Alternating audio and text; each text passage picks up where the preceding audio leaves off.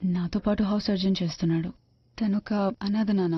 కులం మతం ఇవేవి మనవి కావు, కానీ నన్ను బాగా చూసుకుంటాడు.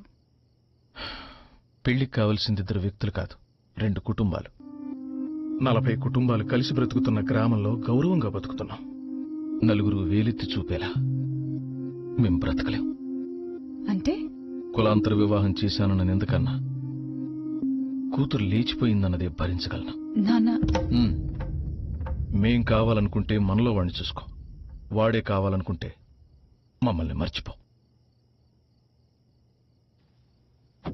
ధనమంటే సంపాదించుకోవచ్చు, గుణమంటే మార్చుకోవచ్చు, కానీ మార్చుకోలేని దాని గురించి మాట్లాడుతున్నారు నాన్న మీరు. పెళ్ళంటే 2 వ్యక్తులు, 2 కుటుంబాలు కాదు, 2 మనసులు. 20 ఏళ్ళు పెంచారు కదా అని 50 ఏళ్ళు